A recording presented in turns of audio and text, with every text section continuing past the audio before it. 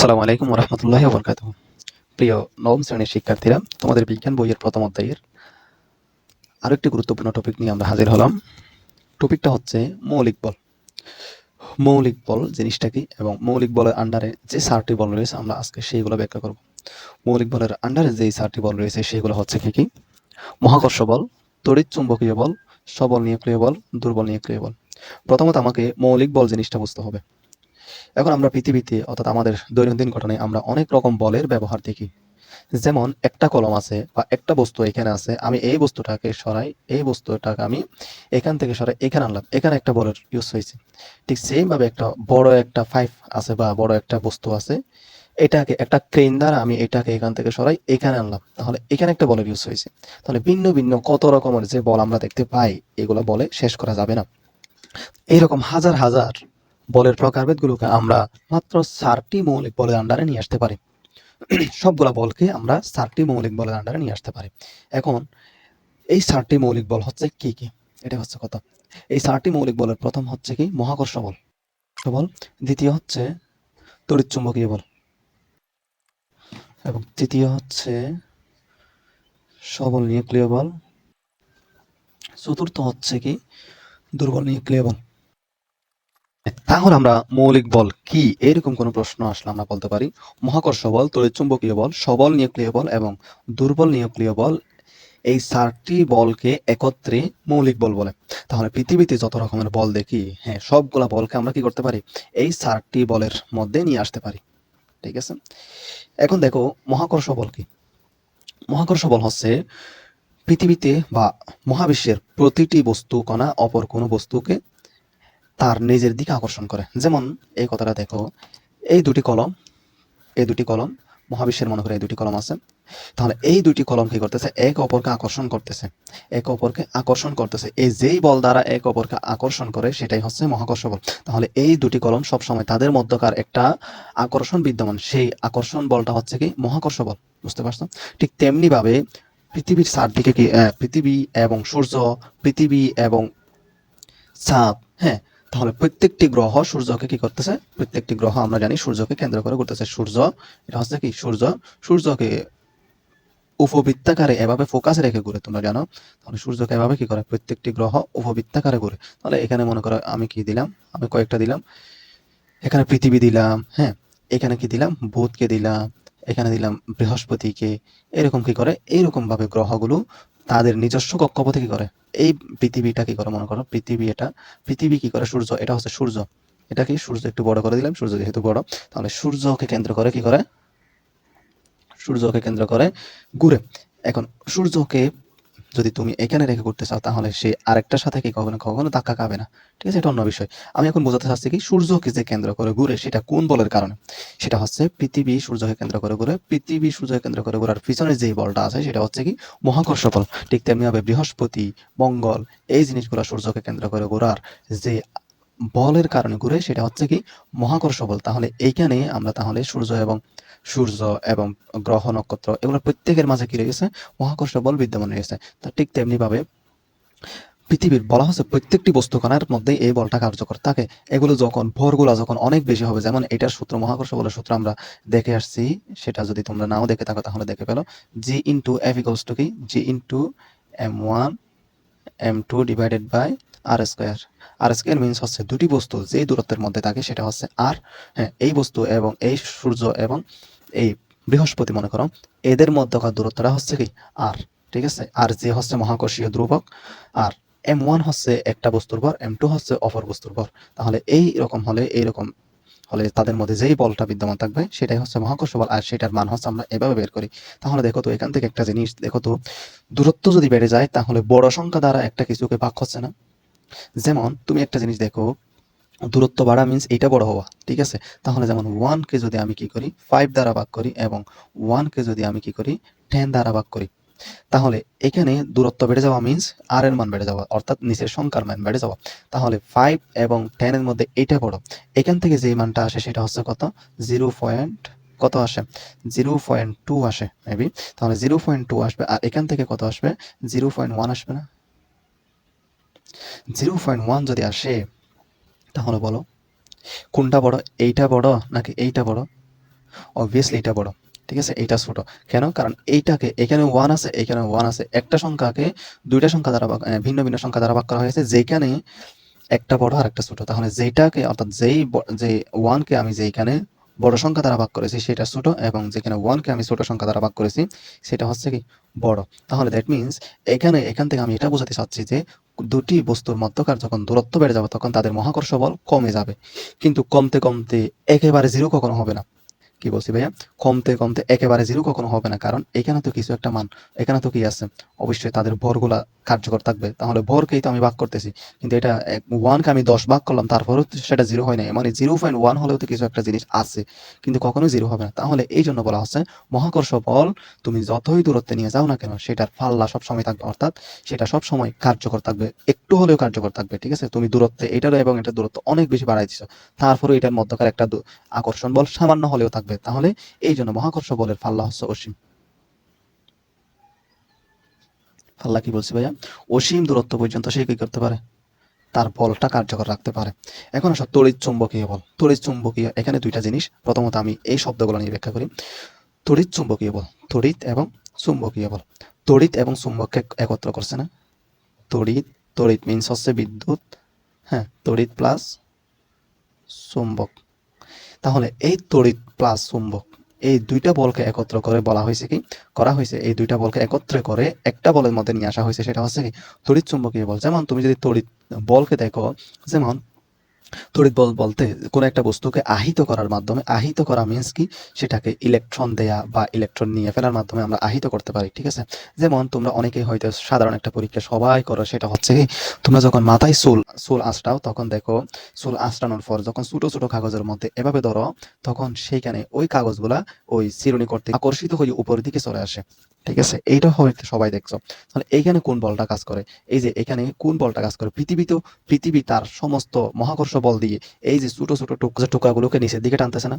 তাহলে মহাকর্ষ বলের আমরা আরেকটা জিনিস বলতে বলে গেছি, সেটা হচ্ছে দেখো, পৃথিবী ধরো এটা একটা পৃথিবী, তাহলে পৃথিবী এবং বস্তু বা আমি বা চেয়ার টেবিল সবকিছুর মধ্যে যখন একটা বল কার্যকর থাকে সেটা হচ্ছে কি মহাকর্ষ বল। এই মহাকর্ষ বলটা কি হয়ে যায়, মধ্যাকর্ষণ হয়ে যায়। পৃথিবী এবং অন্যান্য বস্তুর মধ্যে যে আকর্ষণ সেটা হচ্ছে কি মধ্যাকর্ষণ। তাহলে পৃথিবী আমার এই কলমটাকে যেই বলে টানতেছে সেটা হচ্ছে কি, সেটাকে আমরা বলবো মধ্যাকর্ষণ, ঠিক আছে। তাহলে মধ্যাকর্ষণের প্রভাবে সেটা নিচের দিকে যাচ্ছে, এই জিনিসটা আমরা এভাবে বলবো, ঠিক আছে। তাহলে আমি যে এখানে স্থির আছে, আমি পৃথিবীতে এখন লেগে আছি, তাহলে এটার কারণ হচ্ছে কি, এটার কারণ হচ্ছে মধ্যাকর্ষণ বলের প্রভাবে আমি এখানে লেগে আছি, ঠিক আছে। এখন ঠিক সেম ভাবে আমি যখন একটা চিরুনি ধরলাম, একটা চিরুনি যখন আমি কাগজের টুকরার উপর ধরলাম, তখন দেখো তো কোন ঘটনাটা ঘটে, এটা উপরের দিকে একটা আকর্ষিত হয় না, এটা এখানে চলে আসে না এক সময়, এটা এখানে চলে আসে। যখন তুমি খুব কাছাকাছি নিয়ে আসবে তখন এই কাগজের টুকরাগুলো পৃথিবী থেকে এদিকে চলে আসছে। এখন পৃথিবী কি করতেছে, পৃথিবী তো তাকে তার সমস্ত ভর দিয়ে টানছিল, পৃথিবী এই কাগজগুলোকে তার মধ্যাকর্ষণ শক্তি দিয়ে নিচের দিকে টানছিল, কিন্তু সে কি করছে, এই মধ্যাকর্ষণ বলকে কাটাকাটি করে সে উপরের দিকে চলে আসে। দ্যাট মিনস এইটার তুলনায় এই বলটা অনেক বেশি না? এদিকে যেই বলটা ছিল এটার তুলনায় এদিকে যেই বলটা আকর্ষিত হয়েছে, চিরুনি কর্তৃক যেই বলটা প্রয়োগ করা হয়েছে সেটা অনেক বেশি। তাহলে আমরা বলতে পারি মহাকর্ষ অর্থাৎ মধ্যাকর্ষণের চেয়ে এই যে তড়িৎ চুম্বকীয় বলটা অনেক বেশি শক্তিশালী। এখানে কাজ করছে কোনটি, এখানে কাজ করছে হচ্ছে তড়িৎ বল। এখানে জাস্ট কি হয়েছে, একটা চিরুনিকে আমি আহিত করলাম, অর্থাৎ ইলেকট্রন দিয়া বা নেয়া মাধ্যমে এটাকে আহিত করা হয়েছে, এবং সেটা কি করতেছে, কাগজের টুকরাকে আকর্ষণ করতেছে, সেটা হচ্ছে তড়িৎ বল। এখন চুম্বক বলতে অনেকেই দেখছে, চুম্বক বলতে সবাই তোমাদের দৈনন্দিন জীবনের ঘটনায় প্রত্যেকদিন দেখতে পাচ্ছ। যেমন একটা চুম্বক, হ্যাঁ, একটা চুম্বক আর একটা চুম্বককে আকর্ষণ করে, একটা চুম্বক লোহাকে আকর্ষণ করে, এটা হচ্ছে চুম্বক বল, ঠিক আছে। তাহলে চুম্বক এবং তড়িৎ এখানে দুইটা আমাদের ভিন্ন ভিন্ন মনে হলেও কিন্তু আসলে জিনিস দুইটাকে এক, জিনিস দুইটাই কি এক, এই দুইটাকে একত্র করে বিজ্ঞানীরা দেখিয়েছেন। তাহলে জিনিস দুইটার মূল হচ্ছে এক জিনিস, সেটা হচ্ছে কি তড়িৎ চুম্বকীয় বলের প্রভাব। তাহলে এখানে দুইটাকে আমরা একত্র করে বলতে পারি কি তড়িৎ চুম্বকীয় বল হিসেবে বলতে পারি, ঠিক আছে। আশা করি এতটুকু বুঝতে পারছো। এখন তড়িৎচুম্বকীয় বল, আচ্ছা তড়িৎচুম্বকীয় বলটা কতটুকু, তাহলে তড়িৎচুম্বকীয় বলটাও সেম কার মতো, তড়িৎচুম্বকীয় বলের থেকে আমরা যেই সূত্রটা পাই সেটা হচ্ছে F equals to C into Q1 Q2 divide by d square. তাহলে এটার মতোই একদম, দেখো তো কুলম্বের সূত্র বলা হয় এটাকে, তাহলে এটার মতো না? ঠিক সেম। Q1 মানে কি, প্রথম বস্তুর চার্জ এবং দ্বিতীয় বস্তুর চার্জ, অর্থাৎ একটাকে যদি আমি কি ধরি, এটার চার্জ ধরি, আরেকটাকে কি ধরতে হবে আমার, কাগজের চার্জ ধরতে হবে। একটাকে যদি আমি সিও নিয়ে চার্জ দিই, আরেকটাকে Q2 কে আমাকে কি ধরতে হবে? কাগজের চার্জ ধরতে হবে, এবং তাদের মধ্যকার দূরত্ব হচ্ছে d। ঠিক আছে? c হচ্ছে কি কুলম্বের ধ্রুবক একটা, তাহলে f হচ্ছে তাদের মধ্যকার কার্যকর বলটা। তাহলে ঠিক সেম না, এটার মতো না। তাহলে এখানেও সেম ভাবে তুমি দূরত্ব যদি কি দাও, দূরত্ব যদি বাড়িয়ে দাও, তাহলে কি হচ্ছে? f এর মানটা কমতেছে, কিন্তু কখনোই শূন্য হবে না। এই জন্য এটার পাল্লাও কি হবে? এটার পাল্লাও পাল্লা অসীম বলতে কি, সেটা তুমি যতই দূরত্বে নিয়ে যাও না কেন, একটু হলেও আকর্ষণটা বজায় থাকবে। ঠিক আছে? একদম জিরো কখনো হবে না। আশা করি বুঝতে পারছো। এখন আসো দুর্বল নিউক্লিয় বল। দুর্বল নিউক্লিয় বল জিনিসটা কি? দুর্বল নিউক্লিয় বল জিনিসটা বোঝার জন্য আমাদেরকে পরমাণুর গঠন সম্পর্কে সঠিক এবং সুস্পষ্ট ধারণা থাকা প্রয়োজন। আমরা জানি একটা পরমাণু আমরা এভাবে প্রকাশ করতে পারি। রাদারফোর্ড পরমাণু মডেল অনুযায়ী যদি আমরা এভাবে দেখি, তাহলে এগুলো দিলাম শক্তি স্তর, হ্যাঁ, তারপর দিলাম কি নিউক্লিয়াস। এখানে শক্তি স্তরগুলোতে আমরা জানি ইলেকট্রন থাকে। প্রথম শক্তি স্তরে 2টা থাকতে পারে সর্বোচ্চ, দ্বিতীয় শক্তি স্তরে কয়টা থাকতে পারে? 8টা থাকতে পারে। ঠিক আছে? সর্বোচ্চ 8টা ইলেকট্রন থাকতে পারে, ঠিক না? এখন তাহলে এটা দিলাম কি নিউক্লিয়াস। নিউক্লিয়াসের মধ্যে আমরা কি জানি? আমরা জানি হচ্ছে নিউক্লিয়াসের মধ্যে প্রোটন থাকে এবং নিউট্রন থাকে। তাহলে বাইরে থাকে কি? তাহলে পরমাণুর মূল কণিকা হচ্ছে 3টা। ঠিক আছে? পরমাণুর মূল কণিকা হচ্ছে কয়টা? 3টা। Electron, proton, neutron. আমি এখানে দিলাম কি? এগুলা প্রোটন দিলাম। এরকম কিছু প্রোটন, কিছু সংখ্যক প্রোটন থাকবে, হ্যাঁ। ঠিক সেম ভাবে কিছু সংখ্যক কি থাকবে? নিউট্রনও থাকবে। আমি এখানে গুণে দিচ্ছি না, জাস্ট কিছু সংখ্যক নিউট্রন থাকবে। ঠিক আছে? এখন দেখো তো, এই নিউট্রন এবং প্রোটন যখন নিউক্লিয়াসে থাকে, তখন এরা মোটামুটি একটা স্থির অবস্থায় থাকে। ঠিক আছে? নিউট্রন এবং প্রোটন যখন নিউক্লিয়াসের মধ্যে থাকে, তখন এরা মোটামুটি একটা স্থির অবস্থায় থাকে এবং তাদের কোনো তেজস্ক্রিয় রশ্মি বের হয় না। কিন্তু এখান থেকে যখন একটি নিউট্রন বের হয়ে যায়, নিউট্রন আমি কি করে দিছি? নিউট্রন ভিন্ন কালার দিয়ে দেখাইছি না? তাহলে দেখো, একটি নিউট্রন মনে করো বের হয়ে গেছে। এখান থেকে একটা নিউট্রন বের হয়ে গেছে, কিন্তু এটা বের হওয়ার সাথে সাথে কি হবে জানো? একটি নিউট্রন যদি বের হয়ে যায়, এটা 3টা জিনিস উৎপন্ন করবে। একটা ইলেকট্রন হয়ে যাবে, আরেকটা পজিট্রন হয়ে যাবে, আরেকটা প্রতি নিউট্রিনো, যেটাকে আমরা অ্যান্টি নিউট্রিনো বলে থাকি, নিউট্রিনো হয়ে যাবে। তাহলে এই জিনিসগুলোতে এরা পরিণত হয়। একটা নিউট্রন বের হয়ে ইলেকট্রন হয়েছে, পজিট্রন হয়েছে, প্রতি নিউট্রিনো, এই জিনিসগুলো উৎপন্ন করছে। এখন এই ইলেকট্রনটা যখন এই ইলেকট্রনটা যখন নিউট্রন থেকে বের হয়ে যায়, তখন সেটা আমরা বিটা কণা হিসেবে পাই, যেটা একটা তাহলে ইলেকট্রনই আসতেছে। বুঝতে হবে কি? বিটা কণা কি? তাহলে ইলেকট্রন। ঠিক আছে? তো এই ঘটনাটাকেই বলা হচ্ছে তেজস্ক্রিয়তা। যখন কোনো একটি মৌলের পরমাণুর নিউক্লিয়াস থেকে যখন কি হয়ে যাচ্ছে, কোনো একটি পরমাণু নিউক্লিয়াস থেকে যখন বিটা কণা নির্গত হয়, বিটা কণা মিন্স ইলেকট্রন নির্গত হয়, সেটা হচ্ছে তেজস্ক্রিয়তা। এই তেজস্ক্রিয়তা ঘটনা কেন ঘটতেছে? এটা আগে কেন ঘটে নাই? কোন বলের কারণে এই ঘটনাটা ঘটে না? এটা তো বাইরে তো এটা 10 মিনিটও থাকতে পারে না ঠিক মতো। এটা এখান থেকে বাইর হওয়ার 10 মিনিটের মধ্যে কি এই ঘটনাগুলো ঘটে যায়। কিন্তু এতক্ষণ পর্যন্ত যখন এরা কি হচ্ছিল, অর্থাৎ এই নিউক্লিয়াসের মধ্যে ছিল, তখন কেন এই ঘটনাটা ঘটে নাই? তখন কেন একটি নিউট্রন ভেঙে একটি ইলেকট্রন এবং পজিট্রন নিউট্রনে ভাগ হয় নাই? তাহলে যেই বলের কারণে হয় নাই, সেটাই হচ্ছে কি? দুর্বল নিউক্লিয় বল। তাহলে যেই বলের কারণে এখানে থাকা অবস্থায় এই ঘটনাটা ঘটে নাই, অর্থাৎ তেজস্ক্রিয়তা প্রকাশ করে নাই, সেটাই হচ্ছে কি? দুর্বল নিউক্লিয় বল। বুঝতে পারছো? তাহলে দুর্বল নিউক্লিয় বলের কারণে একটি পরমাণু নিউক্লিয়াসে নিউট্রনগুলো সে স্থিতিশীল থাকে। নিউট্রনগুলো কি থাকে? স্থিতিশীল থাকে। এবার আসো সবল নিউক্লিয় বল কি? সবল নিউক্লিয় বল হচ্ছে, এটাও সেম একটা নিউক্লিয়াসের ঘটনা।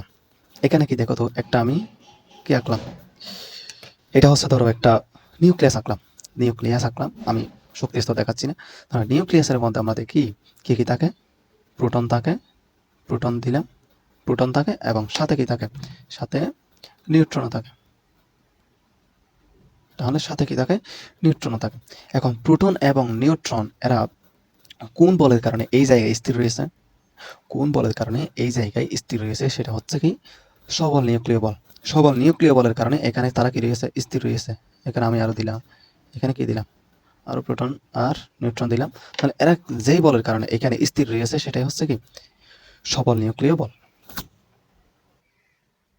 তাহলে এখন আমরা বলতে পারি না, প্রোটন এবং নিউট্রনের মাঝে যেই বল, প্রোটন নিউট্রন প্রোটন এবং নিউট্রনের মাঝে যেই বলের কারণে এরা কি থাকে? নিউক্লিয়াসের মধ্যে স্থিতিশীল অবস্থায় থাকে, সেটাই হচ্ছে কি? সবল নিউক্লিয় বল। সবল নিউক্লিয় বল। বুঝতে পারছো? তাহলে এইখানে কি, এইখানে ঘটনাটা দুর্বল নিউক্লিয় বলের ঘটনাটা হচ্ছে কিরকম? দুর্বল নিউক্লিয় বলের ঘটনাটা হচ্ছে একটি নিউট্রন তার নিউক্লিয়াসে থাকা অবস্থায় তার তেজস্ক্রিয়তা প্রদর্শন না করার যে একটা শক্তি, যে একটা বল, সেটাই হচ্ছে কি দুর্বল নিউক্লিয় বল। তাহলে যেই বলের কারণে সে তেজস্ক্রিয়তা প্রদর্শন করতে পারে না, সেটাই হচ্ছে কি দুর্বল নিউক্লিয় বল। যখন সে নিউক্লিয়াসের মধ্যে থাকে তখন সে কি করতে পারে না, তেজস্ক্রিয়তা প্রদর্শন করতে পারে না। তেজস্ক্রিয়তা প্রদর্শন করতে হলে তাকে নিউক্লিয়াস থেকে একটি নিউট্রন বা নিউট্রনগুলো বাইরে বের হতে হবে। বাইরে বের হলে সে তেজস্ক্রিয়তা প্রদর্শন করে, দ্যাট মিনস বিটা কণা নিঃসরণ করে। তাহলে যেই বলের কারণে সে নিউক্লিয়াসে থাকা অবস্থায় তেজস্ক্রিয়তা প্রদর্শন করতে পারে না, সেটাই হচ্ছে দুর্বল নিউক্লিয় বল। এখন তাহলে আমরা বলতে পারি, তাহলে দুর্বল নিউক্লিয় বল এইটা কতটুকু দূরত্ব পর্যন্ত কার্যকর থাকে? এটা কতটুকু দূরত্ব পর্যন্ত, অর্থাৎ একটি নিউট্রন অপর নিউট্রনের মধ্যে কতটুকু কাছাকাছি থাকলে এই বলটা কার্যকর থাকে, সেটা বিজ্ঞানীরা সেটা একদম নিখুঁতভাবে বের করার চেষ্টা করেছেন। ওনারা সেটা বের করেছেন কতটুকু, তার পাল্লাটা হচ্ছে 10⁻⁻18 মিটার পর্যন্ত। তাহলে এই রেঞ্জের মধ্যে থাকলে তারা কি করতে পারে, এই বলটা কার্যকর থাকে। কিন্তু আমরা দেখে আসছি তড়িৎ চুম্বকীয় বল এবং মহাকর্ষ বলের ক্ষেত্রে পাল্লাটা এদের অসীম, এরা অসীম দূরত্ব পর্যন্ত কি করতে পারে, তাদের বলটা কার্যকর রাখতে পারে। কিন্তু দুর্বল নিউক্লিয় বলে দেখলাম 10⁻⁻18 মিনস অনেক ছোট সংখ্যা। এটা 1 মিটারকে কি করতো, 1 মিটারকে 10⁻18, অর্থাৎ এত বড় একটা সংখ্যা দ্বারা কি করলে, এত বড় একটা সংখ্যা দ্বারা যদি তুমি ভাগ করো 1 মিটারকে, তাহলে যেই দৈর্ঘ্যটুকু পাচ্ছ, যে দূরত্বটুকু পাচ্ছ, সেটাই হচ্ছে কি দুর্বল নিউক্লিয় বলের পাল্লা। অর্থাৎ এগুলো তো পরমাণুর ঘটনা, একদম পরমাণু তোমরা কতটুকু ছোট এটা তো তোমরা যখন পরমাণু মডেল পড়বে তখন আন্দাজ করতে পারবা। ঠিক আছে, একদম ছোট মানে একদম একটা ধূলিকণার চেয়ে ছোট, এমন একটা জিনিস নিয়ে আমরা এখন পড়ালেখা করতেছি। ঠিক আছে, এখন আসো সবল নিউক্লিয় বল। সবল নিউক্লিয় বলের পাল্লাটাও সেম। তাহলে সবল নিউক্লিয় বলের পাল্লাটাও হচ্ছে কত, এটার মতোই, তবে একটু ভিন্নতা আছে মানের ক্ষেত্রে। মানের ক্ষেত্রে একটু ভিন্নতা বলতে কত, এটার মান বের করা হয়েছে কত, 10⁻⁻15। 10⁻⁻15 মিনস কি জানো, এত মিটার পর্যন্ত কার্যকর থাকে। তাহলে যখন প্রোটন এবং নিউট্রনের মধ্যকার দূরত্ব এত মিটার, অর্থাৎ 10⁻⁻15 মিটার পর্যন্ত থাকবে, ততক্ষণ পর্যন্ত কি থাকবে, এই বলটা কার্যকর থাকবে। যখন এর চেয়ে সামান্য বেড়ে যাবে তখন এই বলটা কার্যকর থাকবে না। অর্থাৎ এই দূরত্ব এবং এর কম দূরত্বের মধ্যে কি থাকবে, প্রোটন নিউট্রন বল অর্থাৎ সবল নিউক্লিয় বলটা কার্যকর থাকবে। তাহলে দেখো এটা কিরকম, এটাও সেম ভাবে 1/1 মিটারকে কি করতে হবে, 10⁻15 দ্বারা ভাগ করলে তুমি যেই সংখ্যাটা, যেই দূরত্বটুকু পাচ্ছ, সেটাই হচ্ছে কি এই বলের পাল্লা। তাহলে এটা মোটামুটি এটার চেয়ে 1000 গুণ বেশি। দেখো তো, এটা হচ্ছে এখানে কি করা হয়েছে, 10⁻18 দ্বারা ভাগ করা হয়েছে না, আর এখানে 10⁻15 দ্বারা ভাগ করা হয়েছে। তাহলে বলা যায় এটার রেঞ্জটা এটার তুলনায় 1000 গুণ বেশি। ঠিক আছে, তাহলে সবল নিউক্লিয় বলের রেঞ্জটা দুর্বল নিউক্লিয় বলের তুলনায় 1000 গুণ বেশি। 1000 গুণ মিনস কত, এখানে হচ্ছে 10⁻18 আর এখানে হচ্ছে 10⁻15। তাহলে এটার অর্থাৎ 15 এবং 18 এর মধ্যে পার্থক্যটা কত, 3 না? তাহলে 10⁻3 পার্থক্য, দ্যাট মিনস 10⁻3 মিনস কত আমরা জানি 1000। তাহলে 1000, তাহলে এটাকে যদি আমরা কি করি, সরি, এটাকে যদি আমরা এটা দ্বারা ভাগ করি তাহলে 10⁻3 পাবো, দ্যাট মিনস 1000। তাহলে আমরা এখান থেকে বলতে পারি সবল নিউক্লিয় বলের পাল্লা দুর্বল নিউক্লিয় বলের পাল্লার তুলনায়, সবল নিউক্লিয় বলের পাল্লা দুর্বল নিউক্লিয় বলের পাল্লার তুলনায় 1000 গুণ বেশি। ঠিক আছে, তাহলে এখন এই সবলতা এবং পাল্লা এগুলো নিয়ে আমি আর একটু বিস্তারিত আলোচনা করার জন্য এখানে লিখছি। দেখো, সবলতা জিনিসটা হচ্ছে শতদুম দিয়ে মনে রাখবা, শতদুম। স দিয়ে কি সবল নিউক্লিয় বল, ত দিয়ে তড়িৎ চুম্বকীয় বল, এবং দুম দিয়ে কি, দু দিয়ে হচ্ছে দুর্বল নিউক্লিয় বল, এবং ম দিয়ে মহাকর্ষ বল।